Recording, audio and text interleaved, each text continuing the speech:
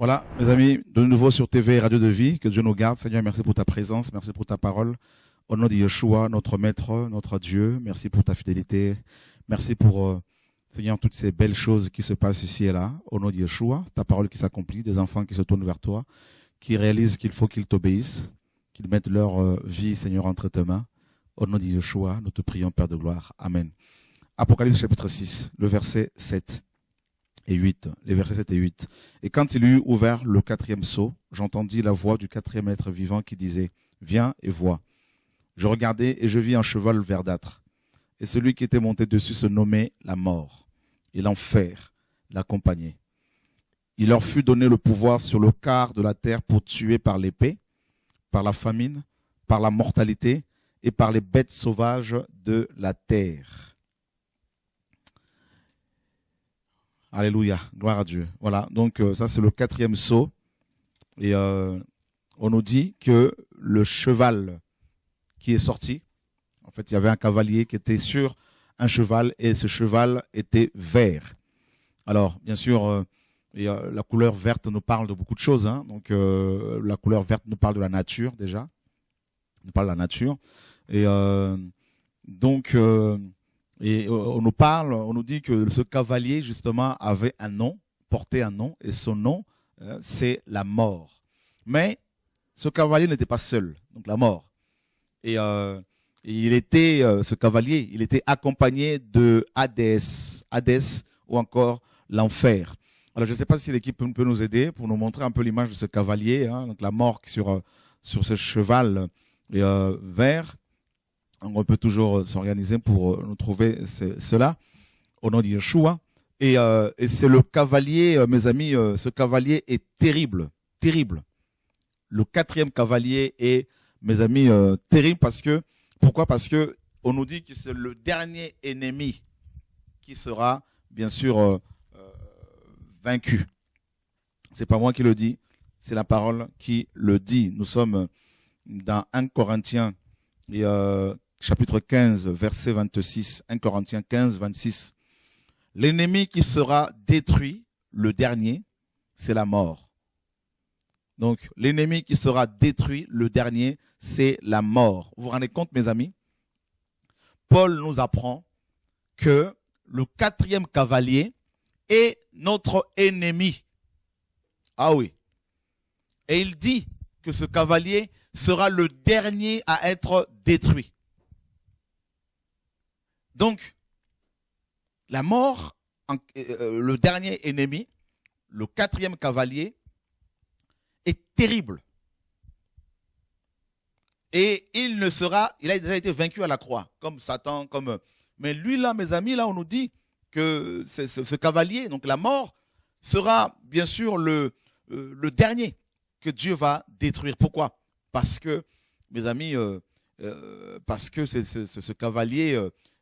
Dieu, dans sa souveraineté, lui a donné plus de temps que les autres.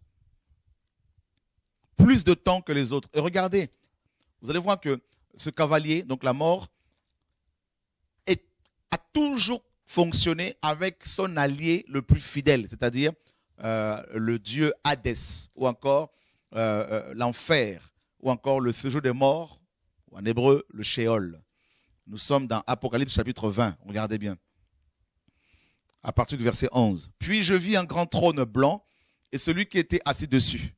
La mort et le ciel s'enfuirent devant sa face et il ne fut plus trouvé de place pour eux. Et je vis les morts. Donc on reste sur l'image, là, merci. Et si on peut en trouver d'autres, il n'y a pas de problème.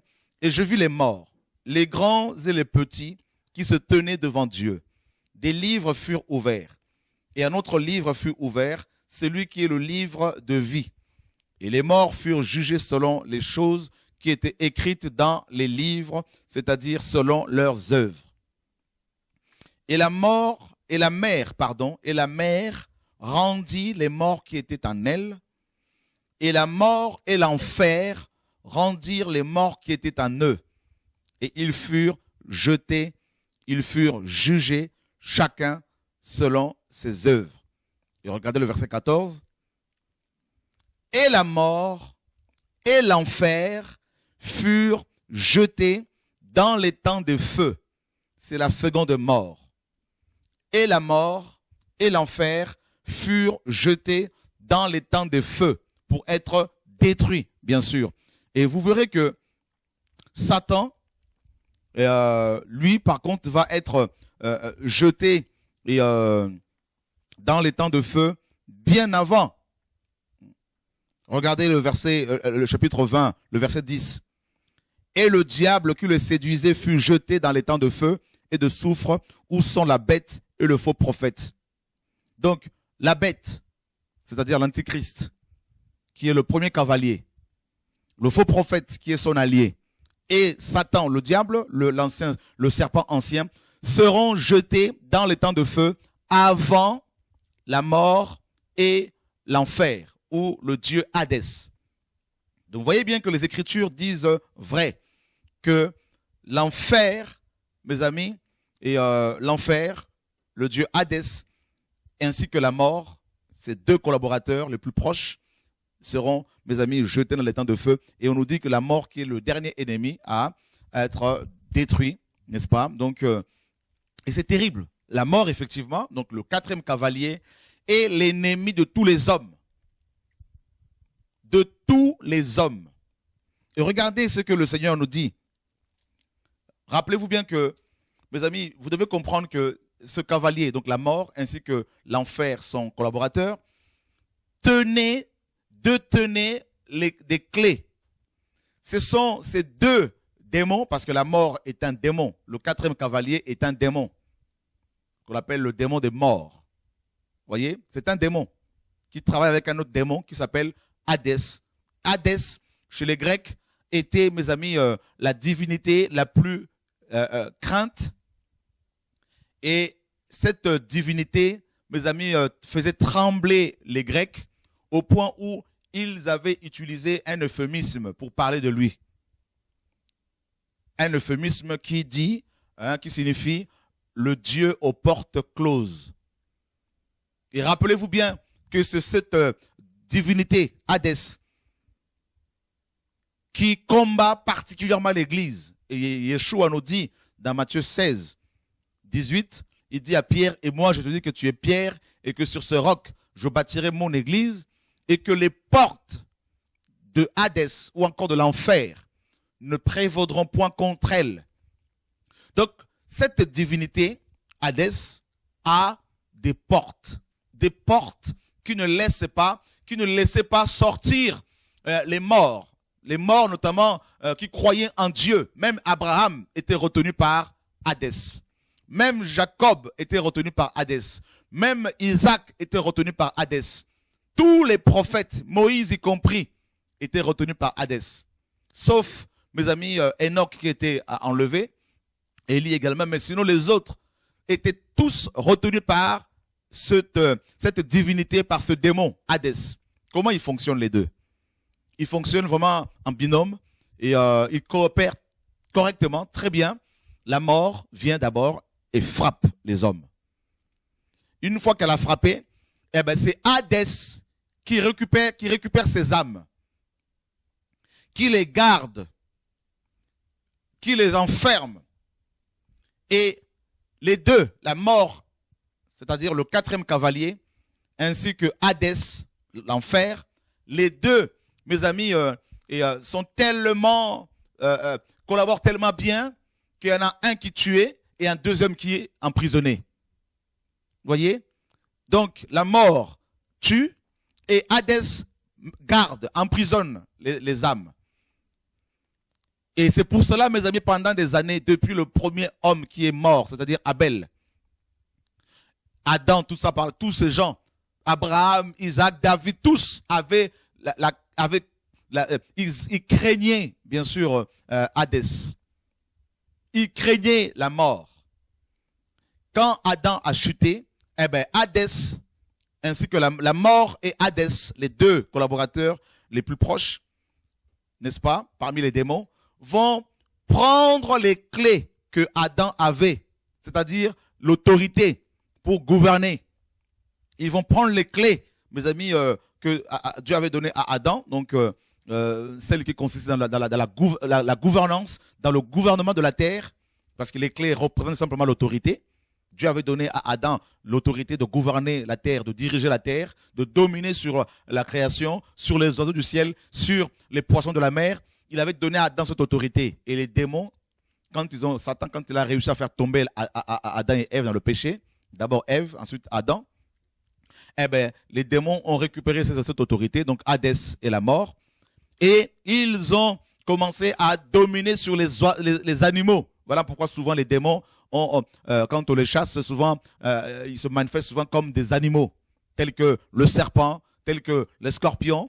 C'est pour ça que Yeshua nous dit, je vous ai donné le pouvoir de marcher sur les serpents et sur les scorpions. Vous voyez? Donc souvent les démons se servent des animaux comme ça. Donc ils ont commencé à dominer sur la création, à dominer sur les hommes, à dominer même sur les morts. Et regardez mes amis, ce que la parole nous dit. Et c'est Satan bien sûr qui orchestre tout ça. Dans Éphésiens 2, dans Hébreux 2, 14. Ainsi donc, puisque les enfants participent à la chair et au sang, lui aussi de même a participé aux mêmes choses, afin que par la mort, il rende impuissant celui qui avait le pouvoir de la mort, c'est-à-dire le diable, et qu'il délivre tous ceux qui, par crainte de la mort, étaient assujettis toute leur vie à la servitude. Vous vous rendez compte, mes amis? On nous dit que pour vaincre la mort, qui terrorisait, tétanisait le monde, hein, les hommes de ce monde, eh bien, Dieu a dû prendre la forme humaine et pour rendre impuissant le diable qui avait la puissance, le pouvoir sur la mort. Et, mes amis, regardez ce que Yeshua nous dit dans Apocalypse 1, 18. Il dit, je suis le premier et le dernier, et je vis. J'étais mort, et voici, je suis vivant d'âge en âge. Amen. Et je tiens les clés de l'enfer et de la mort. Alléluia. Donc, Jésus, notre maître, est le seul à avoir vaincu ce démon, le démon de mort. Mais il n'a pas seulement vaincu la mort, il a également vaincu Hadès. Pourquoi, vous allez me dire? Regardez. À part Jésus-Christ de Nazareth, il n'y a eu personne qui était mort et qui soit revenu à la vie pour ne plus mourir. C'est pour cela que la Bible nous dit qu'il est le premier-né d'entre les morts. Il y a eu des résurrections avant la résurrection de Jésus-Christ. Mais tous ces ressuscités mouraient de nouveau. Et Jésus est le seul à avoir connu la mort et à s'être sorti de là, à être ressuscité, à avoir ressuscité, et il est le seul à ne plus, à ne plus être soumis à la mort. Pourquoi? Parce que la mort n'a plus aucun pouvoir sur lui. Il a vaincu. Et non seulement qu'il a vaincu la mort et l'enfer, parce que, regardez ce qui s'est passé. Quand il est mort, il est allé où, nous dit la Bible? Il est allé, mes amis, en enfer. Il est allé en enfer, précisément. Il est allé en enfer pourquoi? Il est allé en enfer pour, n'est-ce pas, délivrer tous les enfants de Dieu, en commençant par Abel, le premier croyant à être, mes amis, persécuté et tué par son frère, à avoir connu la mort, le premier homme à avoir connu la mort. Il fallait qu'il soit délivré. Jésus-Christ de Nazareth, quand il est mort, il est allé voir Hadès, ou l'enfer, qui est un démon, dans lequel sont les perdus et aussi les croyants avant Christ. Jésus est allé le voir. Et la Bible nous dit que lorsqu'il est ressuscité, il est ressuscité avec plusieurs personnes, avec les saints. Et même il y en a qui se sont manifestés visiblement, qui se sont manifestés à Jérusalem et des gens les ont vus. Donc, on nous dit dans Éphésiens 4, regardez bien, on va lire un passage. Je veux d'abord vous parler de ce que Jésus-Christ a accompli. Voilà, parce qu'il a vaincu la mort, qui est le 4e cavalier. Il a vaincu aussi son collaborateur, c'est-à-dire l'enfer ou Hadès. Éphésiens 4. Regardez ce que Paul nous enseigne par l'Esprit. À partir du verset 8. C'est pourquoi il est dit, étant monté en haut, il a emmené captive une grande multitude de captifs et il a donné des dons aux hommes. Or, que signifie il est monté? Sinon qu'il est premièrement descendu dans les parties les plus basses de la terre. Voyez, il est descendu dans les parties les plus basses de la terre, c'est-à-dire l'abîme, c'est-à-dire l'enfer, c'est-à-dire le dieu Hadès. Il est descendu là-bas et il est monté quand il est ressuscité. Il est monté, il est sorti avec, mes amis, des captifs, c'est-à-dire tous les chrétiens qui étaient, bien sûr, tous les croyants en Dieu qui étaient retenus par la mort. Eh bien, Yeshua, quand il est arrivé, eh bien, les portes closes, les portes de l'enfer ne pouvaient que s'ouvrir d'elles-mêmes. Vous savez pourquoi? Parce qu'elles ont rencontré Yeshua, la porte des brebis. Il a dit dans Jean 10, il a dit, je suis la porte des brebis. Celui qui croit à moi entrera et en sortira. Il entrera dans la bergerie, il en sortira parce que je suis la porte. Voilà, donc il arrive là-bas, quand il est arrivé en enfer, eh bien, les portes closes, les portes qui empêchaient les gens de sortir de l'enfer, se sont naturellement ouvertes pour laisser Yeshua partir avec, bien sûr, tous les saints. Mes amis, alléluia, gloire à Dieu. Et la parole nous dit justement que quand il est ressuscité, Yeshua, eh ben, il est ressuscité avec plusieurs saints. Et voilà, donc, c'est terrible, mes amis, de voir à quel point le Seigneur est glorieux et puissant. Et voilà, donc Dieu est glorieux, Dieu nous a vraiment délivrés. Et qu'est-ce qu'on apprend également? On apprend qu'il a les clés de la mort et du séjour des morts. Il a ses clés. Il a ses clés. Et Paul dit dans 1 Corinthiens 15, il dit, on va pouvoir le lire rapidement, 1 Corinthiens chapitre 15, qu'est-ce que l'apôtre Paul est en train de nous enseigner là? Merci Seigneur pour ta grâce. Il dit au verset 55, 1 Corinthiens 15 et 55, « Ô enfer, où est ta victoire? Ô mort, où est ton aiguillon? Or, l'aiguillon de la mort, c'est le péché. Et la puissance du péché, c'est la loi. » Voyez, Paul est en train de dire, de rappeler à l'enfer, aux collaborateurs de la mort. Paul lui rappelle sa défaite.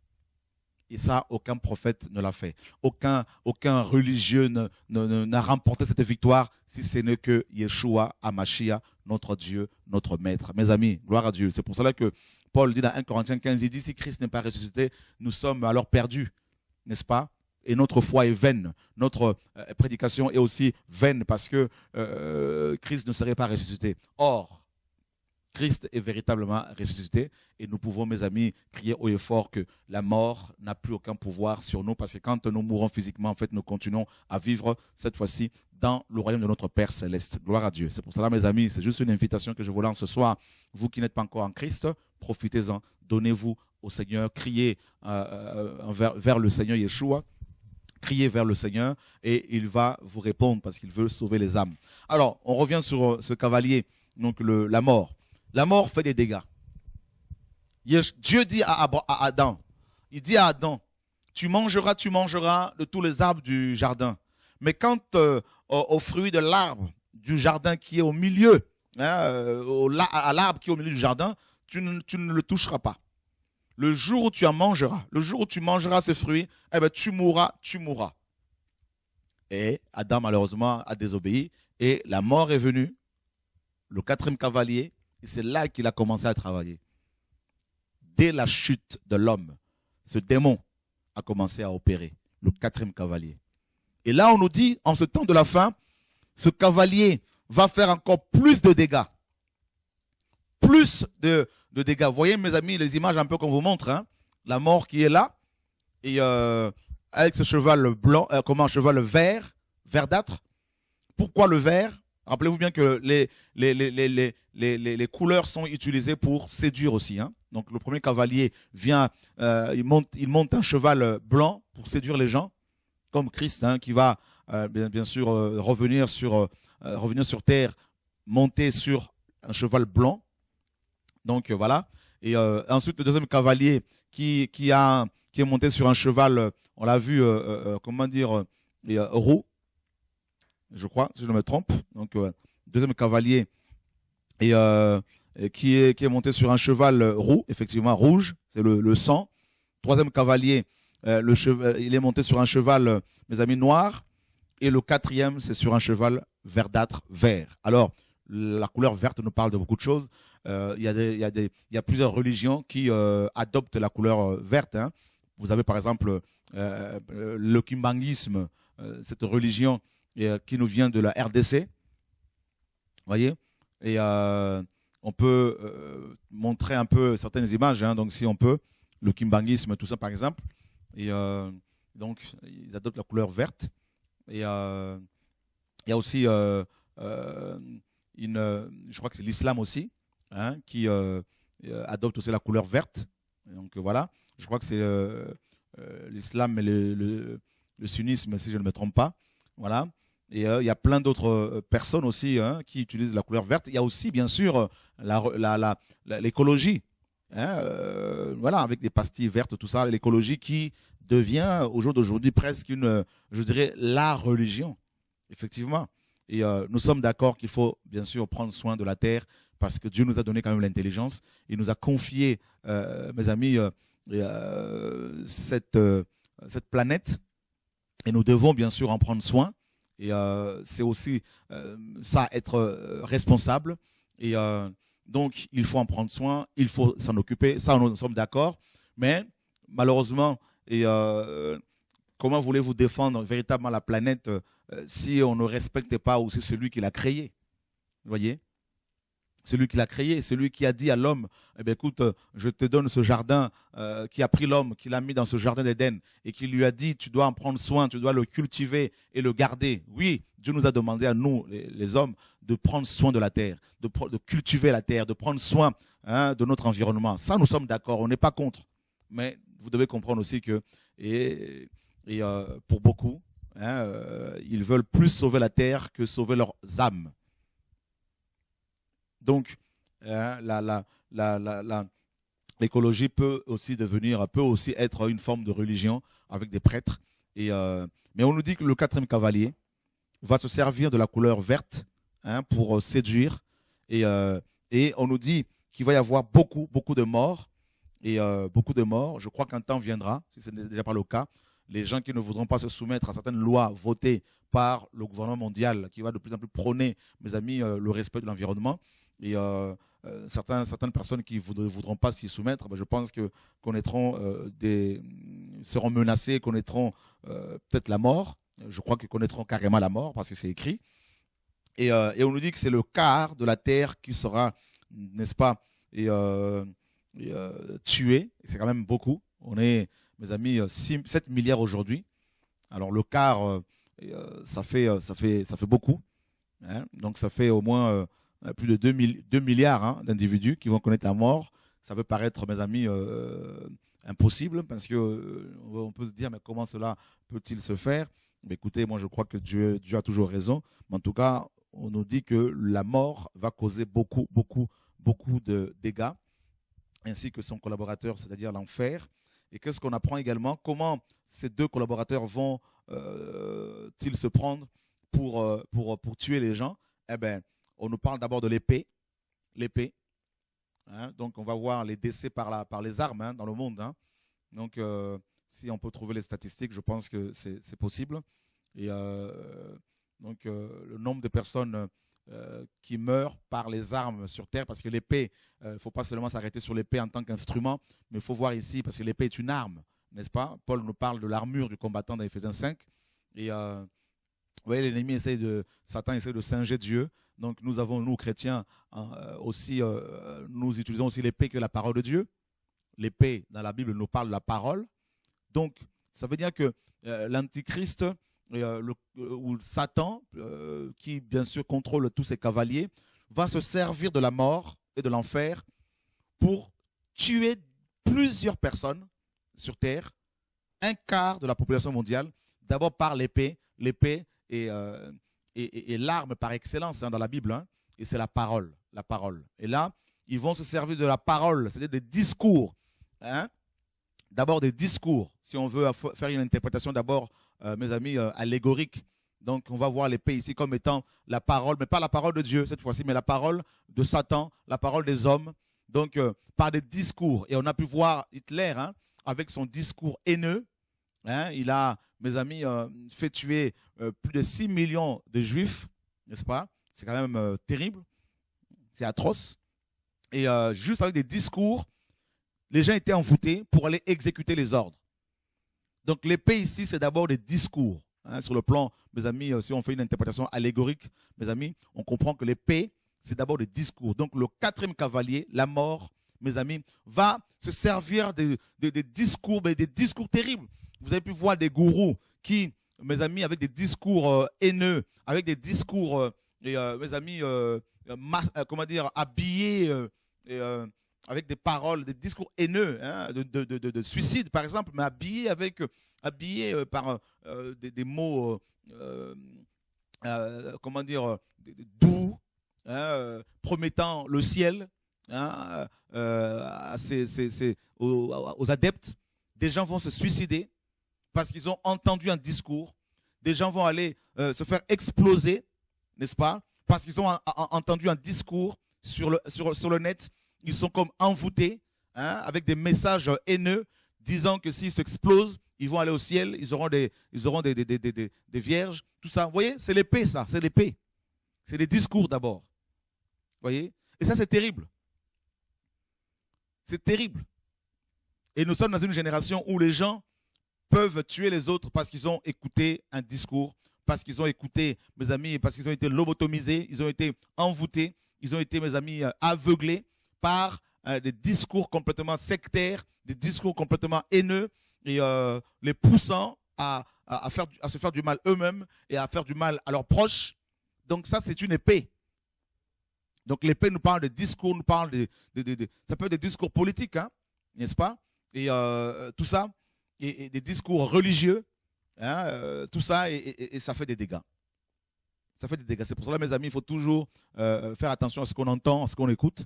Il faut toujours, pour nous les chrétiens, vérifier les enseignements comme les béréens qui nous sont donnés, hein, les enseignements qui nous sont apportés, s'ils sont en accord avec les Écritures ou pas. Ensuite, les épées, si on veut faire une interprétation littérale,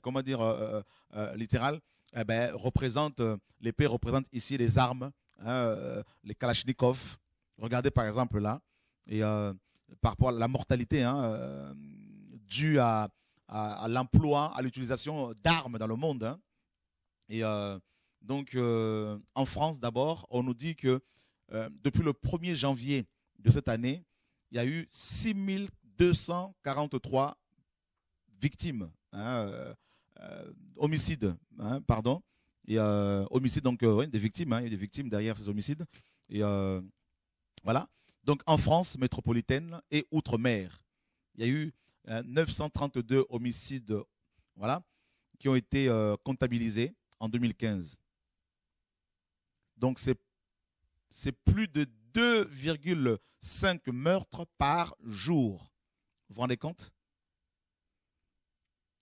Donc, depuis que nous sommes connectés, il y a encore 0 victime. Donc, si on reste encore quelques minutes, vous allez voir que ça va commencer à grimper.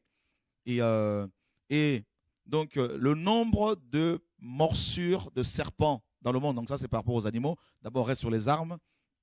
Et voilà. Donc, vous voyez, quand même, c'est terrible. Là, c'est qu'en France, hein, en France. Donc, depuis le 1er janvier de cette année, il y a eu 6243 victimes. Voilà. Donc, des personnes qui sont tombées suite à. Voilà. Donc, elles ont été tuées avec des armes à feu. Tuées par armes à feu. Et ensuite, aux États-Unis, regardez bien, depuis le 1er janvier de cette année, il y a eu combien de personnes 2791. C'est terrible quand même. 2791 personnes qui sont tombées sous les balles. Donc, aux États-Unis, on compte plus d'un meurtre par arme à feu toutes les heures, soit plus de 27 homicides par jour ou encore 9 855 meurtres par an. Il y a 270 millions d'armes à feu aux États-Unis, soit 89 armes pour 100, mes amis, 100 habitants. Vous vous rendez compte? C'est énorme, c'est énorme, énorme. Donc la mort se sert, n'est-ce pas, de l'épée, comme d'abord sur le plan spirituel, allégorique, comme la parole, hein, cette parole qui tue, avec des discours haineux, tant sur le plan religieux que politique, avec Hitler sur le plan politique, par son discours haineux envers une certaine population, aussi bien des juifs que des noirs, hein, que des tziganes, tout ça, ben, par son discours haineux, ben, il a excité des foules de personnes qui étaient devenues des bombes, des exécutants, hein, des hommes et des femmes qui sont venus qui sont partis exécuter son plan machiavélique, tout ça là, démoniaque. Et il y a eu aussi l'épée, c'est-à-dire qui est une arme bien sûr physique, qui est représentée par les armes à feu, par toutes sortes d'armes, hein, qu'on peut utiliser pour tuer physiquement. Eh ben, regardez ce qui se passe, c'est terrible. Et voilà. Et donc, vous avez compris que par les armes, aujourd'hui, mes amis, avec les armes, eh ben, il y a beaucoup de personnes qui tombent, qui meurent dans le monde. Et voilà. Et on ne vous parle pas, bien sûr, des marchands d'armes, hein, parce que c'est tout un commerce, mes amis, très, très lucratif, hein, qui rapporte des milliards. Des milliards. C'est terrible. On se fait des milliards, mes amis, en tuant les autres. Dans quel monde sommes-nous? Et voilà, on va montrer maintenant. Donc là, ça c'est la première chose que, la première, mes amis, le premier élément que le 4e cavalier utilise pour tuer les gens, ce sont les armes. Le deuxième élément qu'il va utiliser pour tuer les gens, mes amis, selon toujours Apocalypse 6, versets 7 à 8, c'est la famine. N'est-ce pas? La famine, on en a déjà parlé, hein? Donc, il y a plusieurs personnes qui meurent de faim dans le monde. On va aller tout de suite là, par la mortalité, pareil, et par les bêtes sauvages. Regardez bien les morsures, là, je voyais tout à l'heure. Voilà. Et d'abord, en 1347, il y a eu plusieurs victimes avec, qui sont tombées, hein, des gens qui sont tombés parce qu'il y a eu la peste noire. Donc, on va voir cela. Mais parlons d'abord des morsures de serpents dans le monde. Et voilà. Donc là, le nombre de morsures de serpents dans le monde, hein, depuis le 1er janvier de cette année, c'est énorme. Hein, c'est énorme. 1 535, n'est-ce pas, 21 000. 1 535 000, vous vous rendez compte, mes amis? 1 537 023 personnes qui meurent, hein, qui sont mortes, hein, ces personnes sont mortes depuis cette année par des morsures, rien que des morsures de serpents. Mais ça, c'est des chiffres qu'on ignore, hein, mes amis. On ne connaît pas toutes ces choses-là, mes amis. On en parle très peu dans nos églises, mais pourtant, c'est des réalités. Vous voyez, la prophétie s'accomplit sous nos yeux. Hein, et beaucoup de gens passent à côté parce que beaucoup, malheureusement, sont dans la distraction. Donc, depuis le 1er janvier de cette année, il y a eu 1 535 000 personnes donc, voilà, qui sont décédées suite à des morsures, hein, donc, des serpents dans le monde. Et donc 5 500 000 personnes sont mordues par, n'est-ce pas, de serpents dans le monde, soit une personne toutes les 6 secondes. Waouh! Toutes les 6 secondes, une personne est mordue, hein, mortellement, hein, par un serpent dans le monde. Et ça fait 125 000 personnes qui meurent, hein, de ces morsures. C'est quand même énorme. C'est énorme. Énorme. Depuis le 1er janvier, vous vous rendez compte, depuis le 1er janvier de cette année, 1 535 037 personnes qui sont mortes suite à des morsures, par des morsures des serpents. Et le serpent, bien sûr, nous fait penser au Dieu de ce siècle. Hein. Donc, vous voyez, il utilise des animaux sauvages, nous dit la parole. C'est terrible. Oui, beaucoup parmi ces serpents sont possédés. Ça peut vous choquer, mais c'est le cas. C'est le cas. Et maintenant, allons voir du côté des rats. On va parler des moustiques aussi, Zika, tout ça. Vous allez voir, mes amis, c'est la parole qui s'accomplit. Allons voir, mes amis, la peste noire en 1347. La peste noire. Et on va voir le nombre de victimes qu'il y a eu suite à la peste noire, véhiculée par des rongeurs, notamment par des rats. Voilà. Et c'est terrible. Donc la parole est vraie. Donc vous voyez bien que le 4e cavalier est déjà en œuvre depuis. Et ça travaille dans les coulisses. Et tous ces chiffres-là sont inconnus de beaucoup de chrétiens. Toutes ces statistiques sont inconnues de beaucoup de chrétiens, de beaucoup de pasteurs. Vous savez pourquoi? Parce qu'ils sont sincères, bien sûr, mais ils n'y pensaient pas, forcément. Donc on ne va pas les condamner. D'autres sont tellement préoccupés par leur bien-être personnel, par l'enrichissement qu'on leur promet en moyennant le paiement de la dîme, qu'ils ne se rendent même pas compte que les prophéties s'accomplissent sous nos yeux, que Yeshua n'est plus loin, qu'il faut se préparer pour son retour. Vous voyez? Et c'est grave, chrétiens. Réveillons-nous, l'heure est grave, Yeshua revient, nous devons nous préparer pour son retour. Ces cavaliers, les 4 premiers cavaliers, les 4 cavaliers travaillent énormément. Regardez, la peste noire a fait, n'est-ce pas, au XIVe siècle, 50 millions de morts. Vous vous rendez compte, mais c'est pratiquement la population de la France. C'est pratiquement la population de la France. 50 millions de morts. Qui sont, mes amis, qui ont été affectés. Et regardez comment l'ennemi travaille, comment l'ennemi opère. Donc, on va voir les rats. On va taper rats qui ont véhiculé la peste, tout ça. Là, vous allez voir comment l'ennemi se sert des animaux pour véhiculer certaines maladies. Vous allez me dire, mais qu'est-ce qu'il nous raconte ce monsieur? Écoutez, moi, je crois que la Bible est vraie. Je crois que Dieu a raison, que Dieu a toujours raison. Quand il nous dit que l'ennemi, Satan, va se servir des animaux sauvages pour, n'est-ce pas, pour communiquer des animaux, pour communiquer, pour atteindre les gens, pour tuer des gens, eh bien, c'est la vérité. Et nous n'allons pas, si on parle aussi des morsures des chiens, on parle d'autres morsures, de scorpions, par exemple. Il y a aussi beaucoup de personnes qui trouvent la mort parce qu'elles ont été piquées par des piqûres de scorpions, pardon.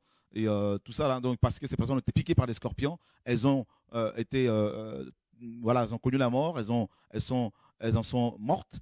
Et il y a beaucoup d'animaux qui font des dégâts. Si on parle des personnes qui sont, mes amis, tuées par des crocodiles, qui sont tuées par des lions, par des animaux sauvages, par des léopards, comme en Inde, il y a beaucoup de gens qui trouvent la mort parce qu'ils ont été attaqués, ils sont attaqués par des léopards qui les mangent carrément. Tout ça. Et ça, on en parle, mais voilà, je crois qu'on va nous trouver tout ça là. Et c'est terrible de voir à quel point, mes amis, le 4e cavalier, la mort, est en train d'opérer. Il se sert de plusieurs instruments. Le premier instrument, c'est l'épée. L'épée, on l'a vu, c'est d'abord des discours, parce que l'épée, c'est la parole de Dieu dans la Bible. L'épée, c'est aussi la parole des hommes. Voilà. Donc, des discours haineux, tant religieux que politiques. Il se sert aussi d'un autre instrument, c'est la famine. Beaucoup de gens meurent par la famine, ça on en a parlé parce que la famine nous parle du 3e cavalier. Et il utilise aussi un autre instrument, la mortalité. Eh ben, le nombre de personnes qui meurent suite à des crises cardiaques, il y en a de plus en plus. Des AVC, accidents vasculaires, de plus en plus. Accidents, de plus en plus. Accidents de route, de vélo, de moto. On va nous trouver tous ces chiffres-là, mes amis, il y en a beaucoup.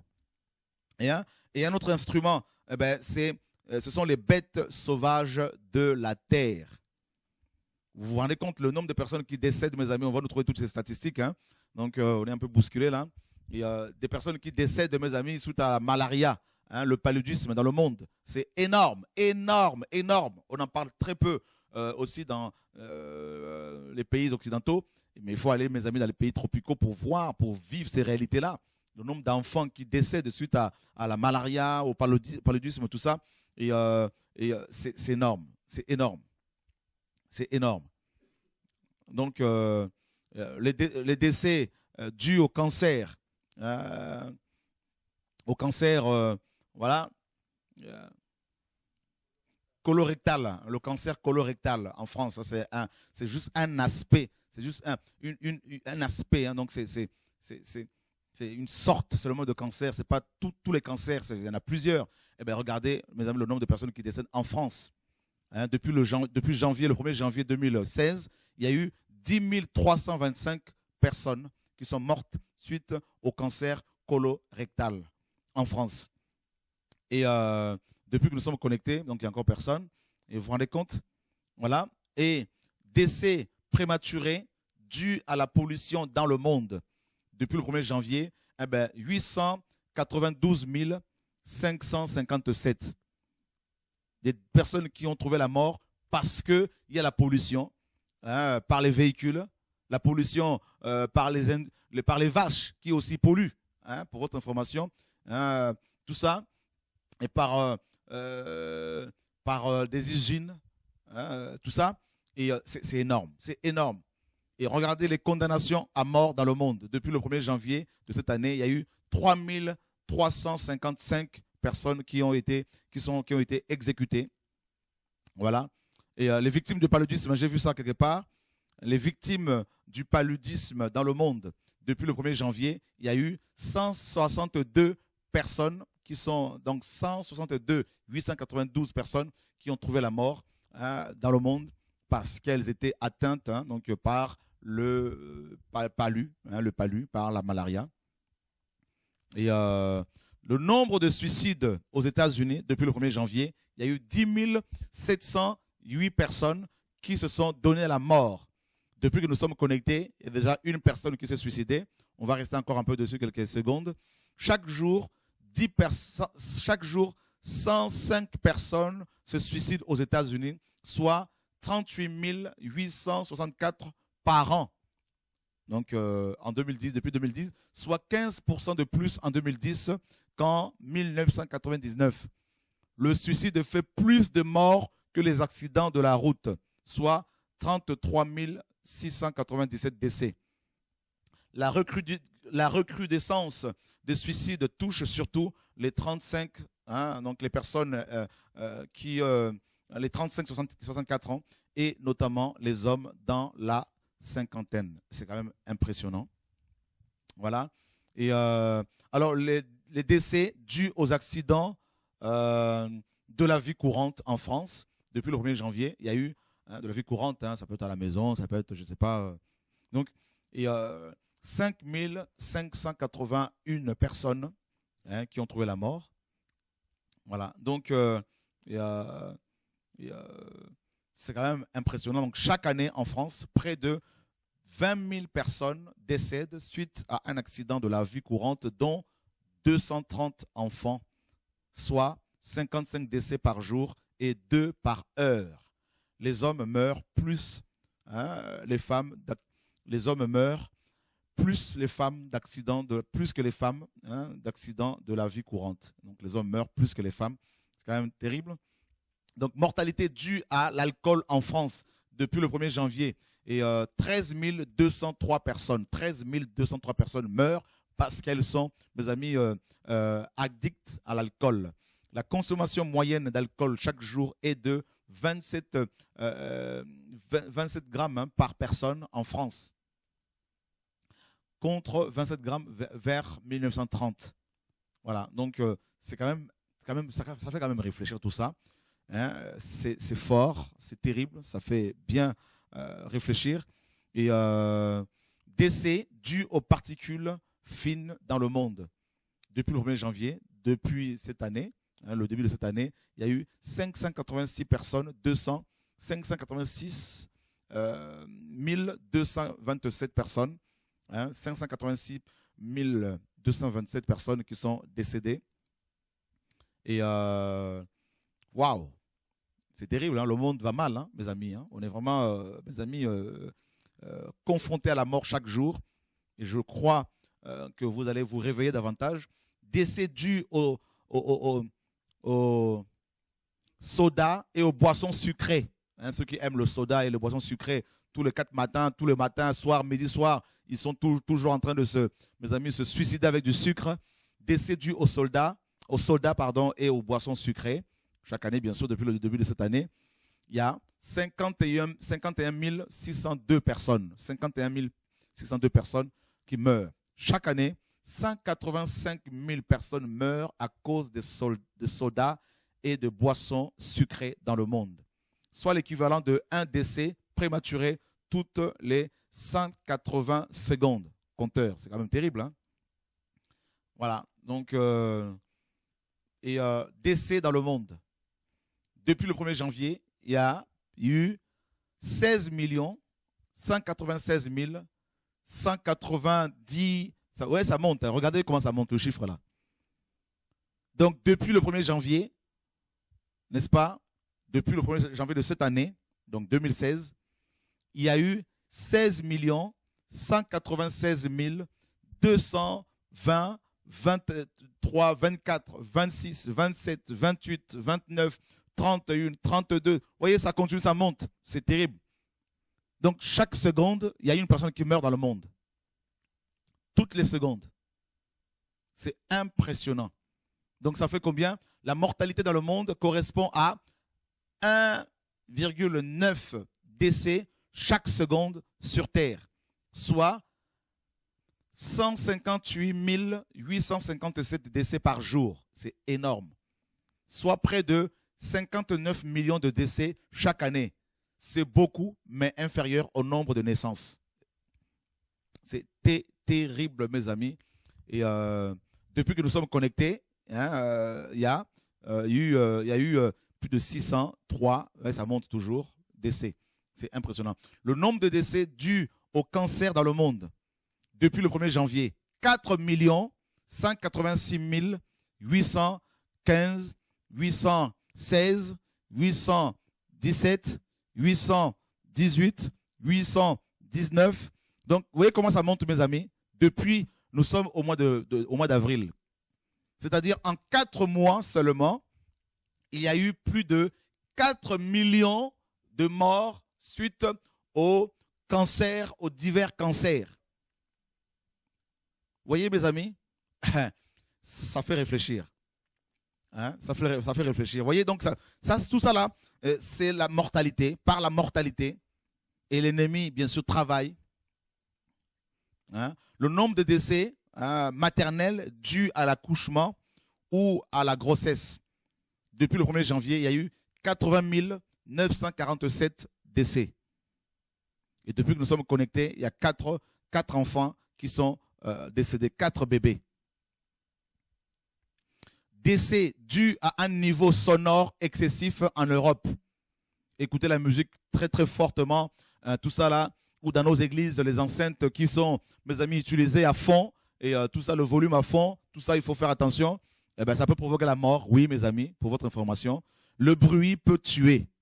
Ah oui, le bruit peut tuer. Hein? Donc, de fait, le niveau sonore excessif tue 137 personnes chaque jour en Europe, soit 50 000 personnes par an. Autrement dit, le bruit est responsable de 1,8% des crises cardiaques européennes. Vous vous rendez compte, mes amis? Le bruit est responsable de 1,8% des crises cardiaques européennes. C'est quand même impressionnant. Waouh! Donc, on peut mourir d'une crise cardiaque parce qu'on est exposé, mes amis, au bruit. Donc, c'est pour cela que chrétiens, pasteurs, dirigeants, prédicateurs baissons le son, le niveau sonore dans nos assemblées aussi. Et bien sûr, avec tous les bruits des avions, de routes, des trains, des bateaux, tout ça, tous les klaxons, tout ça, mes amis, on est vraiment mal barré, pour votre information. On est vraiment exposé à la mort, plus qu'à l'époque d'Abraham, mes amis, avec les microbes dans l'air, avec toutes sortes avec des aliments remplis, mes amis, des produits chimiques, les pesticides, hein, les produits vaisselle qui sont, mes amis, remplis de produits chimiques. Donc la mort, mes amis, on est plus exposé aujourd'hui qu'avant. D'où l'importance de craindre Dieu, de se sanctifier parce qu'à tout moment, on peut partir. Décès dû à l'obésité et au surpoids dans le monde. Ceux qui mangent sans réfléchir, ceux qui ne font pas attention à ce qu'ils mangent. alors que Dieu veut qu'on fasse attention, qu'on veille sur notre santé. Mes amis, eh ben, ceux qui sont obèses, mes amis, ceux qui ont un problème d'obésité, ben, la parole, là, les statistiques nous disent que depuis le 1er janvier de cette année, il y a eu 698 042 victimes. Vous voyez, c'est énorme. C'est énorme. Les homicides commis dans le monde depuis le 1er janvier, eh bien, il y a eu 55 078 homicides dans 78 homicides dans le monde. Et voilà. Le nombre de morts dus à la consommation de l'héroïne en Russie depuis le 1er janvier, il y a eu 36 000 personnes, 287, mes amis, 36 287 personnes qui sont mortes parce qu'elles sont accros, parce qu'elles étaient accros à l'héroïne, à la drogue. Donc c'est pour cela qu'il ne faut vraiment pas toucher à la drogue. Ce n'est pas une bonne chose. Sortez de là, demandez la prière si vous êtes, mes amis, addicts à la drogue, même à la cigarette. Hein. Mortalité et due aux accidents de la route dans le monde depuis le 1er janvier. Il y a eu 362 867 personnes qui ont connu, mes amis, la mort sur la route. Donc quand on prend son véhicule, on peut aussi avoir rendez-vous, hein, rencontrer la mort. Et si ça vous arrive, où irez-vous, hein, où iriez-vous? Donc il faut vraiment vous préparer, mes amis, nous préparer. Décès dû à la... c'est quoi cette maladie? Et voilà, dans le monde, tout ça, il y a tellement de maladies là, mes amis, parfois les noms les plus compliqués. Hein? La maladie parasitaire, tout ça, donc les parasites, hein? Donc il y en a tellement. Eh ben, c'est 111 000 personnes, 111 653 personnes qui sont décédées par des maladies parasitaires. Il y en a tellement de parasites, hein, dans l'eau, partout. Oh, que Dieu nous garde. Et un nombre d'incendies domestiques en France depuis le 1er janvier, 73 355. Voilà. Et puis il y en a énormément. Crise cardiaque et infarctus mortel en France. 695 personnes qui ont trouvé la mort depuis le 1er janvier. Nombre de suicides en France depuis le 1er janvier, 2641 personnes. 2641 personnes qui se sont suicidées en France.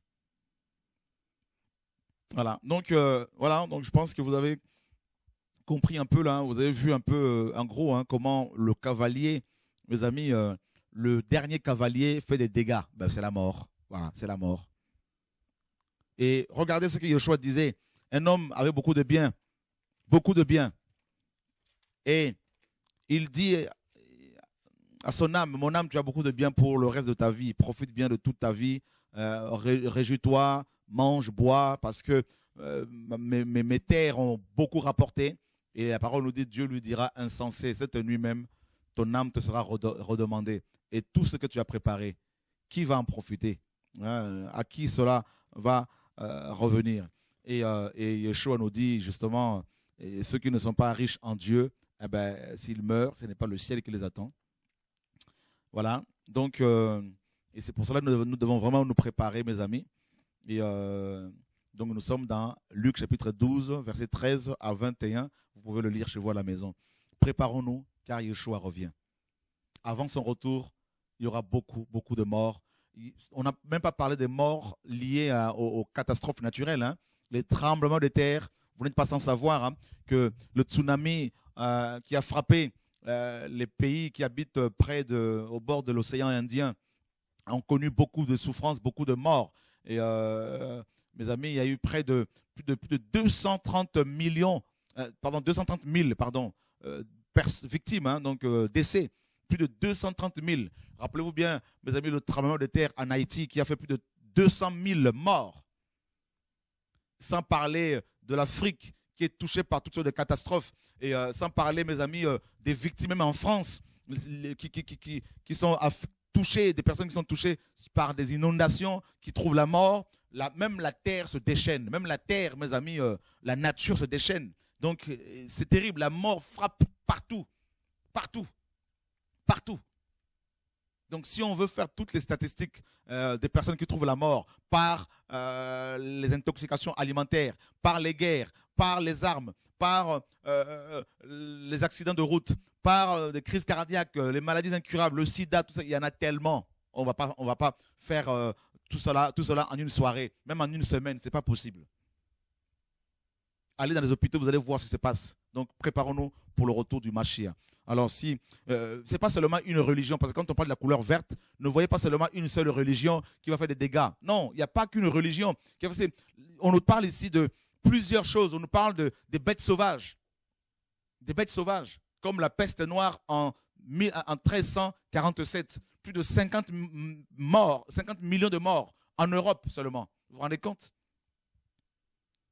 Et ce n'est pas seulement une religion qui va faire toutes ces morts, qui va provoquer toutes ces morts. C'est un ensemble de choses.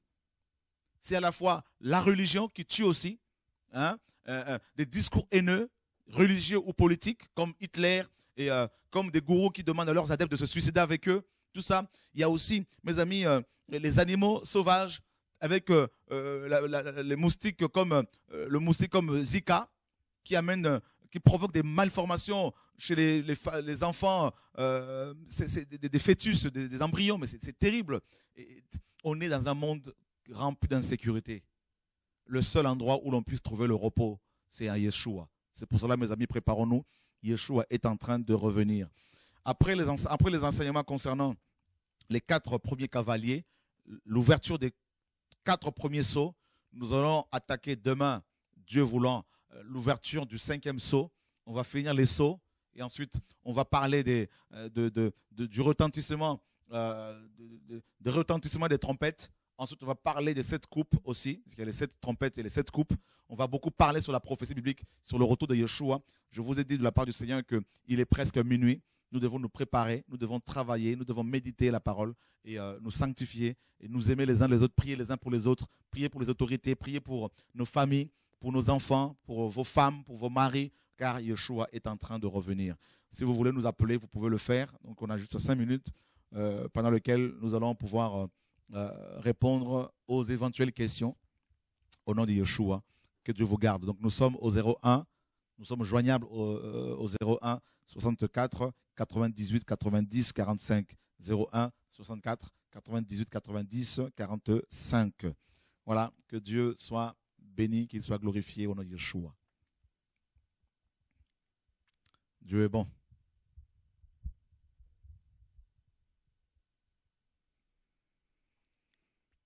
Le 4e cavalier, la mort et l'enfer, le séjour des morts. Alors, pour votre information, les croyants, les chrétiens, quand ils meurent, ils vont directement dans le repos. Hein, ils sont au ciel, leur corps, bien sûr, se retrouve sous terre, mais leurs esprits se retrouvent dans la gloire du Père. Par contre, les inconvertis, les pécheurs, les rebelles, les pécheurs, ben, s'ils meurent, leur corps se retrouve sous terre, comme les corps des chrétiens. Par contre, leurs esprits se retrouvent en enfer, comme le Seigneur nous l'a enseigné dans Luc chapitre 16, à partir du verset 19. Hein, vous vous rappelez de l'histoire de l'homme riche et du pauvre Lazare. Voilà. Que Dieu nous garde. Dieu est bon. Nous avons quelqu'un en ligne. Allez-y. Allô, bonsoir. Allô. Oui, c'est possible. Allô. Oui, allô. Oui, bonsoir. Bonsoir. Je vous entends très mal là. Allô. Oui, qu'est-ce que vous voulez nous raconter, nous dire? C'est pour poser une question. Oui, allez-y. Est-ce que le chiffre 3, c'est le chiffre de la résurrection? Bon, on en parle, ouais, parce que le Seigneur est ressuscité le 3e jour. Mais de là à dire que c'est le chiffre de la résurrection, bon, c'est... Parce qu'il y a un pasteur qui m'a dit ça, mais il m'a raconté quelque chose d'autre qui avait pas de rapport avec la résurrection. En fait. Non, mais c'est pas ça. Et j'avais une question, en fait. Est-ce que les chrétiens de la grande tribulation, ils vont connaître le jugement? Ils vont Connaître le jugement. Le jugement, bien sûr, parce que pendant la grande tribulation, en fait, il y a plusieurs jugements, ça dépend duquel, parce qu'il y en a plusieurs. Ah, d'accord. Nous sommes jugés en permanence. Hein. Paul dit dans 1 Corinthiens 11, Si nous nous jugions nous-mêmes, nous ne serions pas jugés. Et aussi, Dieu nous juge pour nous sanctifier, pour nous purifier. Oui, tous les chrétiens sont jugés aussi par le Seigneur pour les amener à la sanctification, à la purification, oui. D'accord, merci beaucoup. Au revoir. Au revoir. Soyez bénis. Merci. Voilà, mes amis, je crois qu'on va s'arrêter là. Donc, nous vous donnons rendez-vous demain, si Dieu le permet. Je crois qu'il va le permettre parce qu'il veut qu'on enseigne son peuple. Voilà, on a quelqu'un d'autre en ligne. Allô, bonsoir. Oui, allô, bonsoir mon frère, vous m'entendez? Oui. Oui, d'accord. Voilà, j'ai une question à vous poser, mon frère. Alors, je voulais savoir, après le millénium, quand Satan sera relâché, pourra-t-il séduire les personnes vivantes comme les personnes ressuscitées qui ont accepté le Seigneur après l'enlèvement, c'est-à-dire les personnes pendant la grande tribulation? Ouais, j'ai pas compris la question. En fait, je voulais savoir, les personnes qui vont accepter le Seigneur après l'enlèvement de l'Église. Oui. Ces personnes-là, si elles vont vivre pendant le millénium, après le millénium, on sait que Satan va être relâché. Et je voulais savoir si Satan avait un pouvoir de séduction sur les personnes qui ont accepté le Seigneur pendant les grandes tribulations. En fait, les personnes qui ne font pas partie de l'enlèvement de l'Église. Bien sûr, ces personnes-là qui rentreront dans le royaume, on a eu à l'expliquer, on l'a expliqué la dernière fois, ces personnes qui rentreront dans le royaume millénaire avec leurs corps normaux, continueront à avoir des enfants. Et ils seront certaines personnes, certains d'entre eux seront, certains d'entre ces hommes et ces femmes seront bien sûr séduits par l'ennemi. Mais par contre, ceux qui auront connu à la fois l'enlèvement et la résurrection d'entre les morts auront des corps incorruptibles, donc ils ne pourront ni mourir, enfin, ni être séduits. Voilà. D'accord, mon frère. Écoutez, je vous remercie et que Dieu vous garde et vous bénisse, mon frère. Merci. Au revoir. Au revoir. Merci les amis. Que Dieu soit béni. Alors rendez-vous demain et on va tout faire pour commencer à l'heure parce qu'actuellement il y a beaucoup de gens, et, il y a beaucoup de besoins. Vous le voyez vous-même que le Seigneur revient. Vous avez constaté qu'il y a de plus en plus de cas de maladies, hein, cancer, hépatite, sida, Ebola, AVC. Il y a de plus en plus, les gens sont de plus en plus, le monde est de plus en plus frappé. Voilà, et on nous tue avec la pollution, on nous tue avec l'alimentation polluée. Et tout le monde va mal. C'est pour cela que nous devons annoncer au monde entier, annoncer aux hommes, aux femmes qu'il y a un autre monde que Dieu nous a préparé. C'est le royaume de 1000 ans. Et ensuite, c'est la nouvelle Jérusalem. Cherchez Dieu. Que vous soyez un homme d'affaires ou pauvre, riche, grand, petit, généraux, président, riche. Je ne sais pas qui vous êtes, député, sénateur. Vous devez savoir qu'il y a une vie après la mort. Donc, vous devez chercher. C'est un conseil. Cherchez le Seigneur pendant qu'il se trouve. Allô, bonsoir. Vraiment, c'est la dernière personne que nous allons prendre. Allô, bonsoir. Oui, allô, bonjour Chora. Bonsoir. Laurence, j'avais une question à poser par rapport au millénium. Oui. Et donc, j'avais envoyé un petit message concernant le millénium, justement. Tu avais dit l'autre jour, donc, bon, ça me semblait normal qu'effectivement, pendant la tribulation, il allait y avoir des conversions et donc des êtres doués encore, qui vont avoir des enfants et tout ça. Mais le millénium, est-ce qu'on doit le considérer premièrement comme un millénium terrestre, c'est-à-dire 1000 ans effectifs, ou comme un millénium céleste quand on sait que le Seigneur dit que un jour pour lui c'est équivalent à 1000 ans pour nous, enfin ou alors déjà sur ce point-là, c'est-à-dire comment est-ce qu'on doit considérer ce millénium comme 1000 ans effectifs ou pas. Et à un moment donné, quand même, pendant ce millénium, les enfants, il va bien falloir que ça s'arrête puisque ils vont être jugés. Ou alors il y a quelque chose que je n'ai pas bien saisi, parce que les enfants donc vont grandir, c'est lorsqu'on est mature qu'on est capable d'accepter le Seigneur. Donc j'ai une incompréhension vis-à-vis de cela par rapport aux enfants et le millénium, et par rapport aussi à la manière dont il faut considérer au niveau temps ce millénium. Ouais, je pense qu'il y aura un enseignement encore là-dessus, parce que pour vraiment rester sur l'enseignement de ce soir, oui. Et, mais je vais juste lire un passage dans Zacharie 14. Oui. Et voici le jour de Yahweh arrive et tes dépouilles seront partagées au milieu de toi, Jérusalem. Je rassemblerai toutes les nations à Jérusalem pour qu'elles lui fassent la guerre. La ville sera prise, les maisons pillées et les femmes violées. La moitié de la ville ira en captivité, mais le reste du peuple ne sera pas retranché de la ville. Alors Yahweh sortira et il combattra ces nations comme il a combattu au jour de la bataille. Ses pieds se poseront sur le mont ou la montagne des Oliviers. Oui. Ça correspond à ce que les anges disaient aux apôtres dans Acte 1. Ce Jésus qui a été enlevé du milieu de vous, donc depuis la montagne des Oliviers, Oui. reviendra de la même manière que vous l'avez vu allant au ciel. Oui. Donc on nous dit que ses pieds vont se poser sur le mont des Oliviers. Ici, on ne va pas faire une interprétation allégorique, mais plutôt une interprétation littérale. Car il va revenir visiblement sur terre, physiquement, comme Apocalypse 1,7 le dit, tout œil le verra. Il reviendra visiblement pour Israël, pour restaurer Israël, et ainsi que toutes les nations. Oui, ça, il n'y a pas de souci, ça j'avais bien compris. Maintenant, ce royaume-là, est-ce qu'il va durer 1 an, comme 1000 ans effectifs ou un jour? Oui. Ça, Dieu seul le sait, mais nous savons que c'est un royaume millénaire. Et donc, que ce soit un jour ou 1000 ans, bon, ça peut être un jour, voilà, un jour seulement. Parce qu'il faut savoir, on sait que 1000 ans, c'est la perfection aux yeux de Dieu. Donc, justement, je me demandais si c'était pas dans le sens jusqu'à ce que l'homme soit parfait à son goût. Non, en fait, non, pas du tout, parce que la perfection, on l'a déjà en Christ par la foi, et quand on sera enlevé, on l'aura déjà atteint.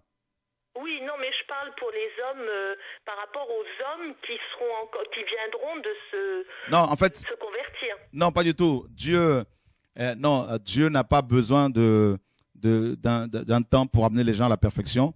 Et en fait, pourquoi 1000 ans? Tout simplement parce que aucun homme n'a vécu plus d'un jour. Oui, tout à fait. Oui. Voilà, Adam non plus, Métouchel, l'homme le plus âgé de la terre, a vécu 969 ans. Il lui restait juste 31 ans pour faire 1000 ans. C'est-à-dire un jour. Et comme Dieu avait dit que l'homme allait vivre éternellement, il fallait comme il veille sur sa parole pour l'accomplir, voilà pourquoi lui-même va s'incarner en devenant le deuxième Adam.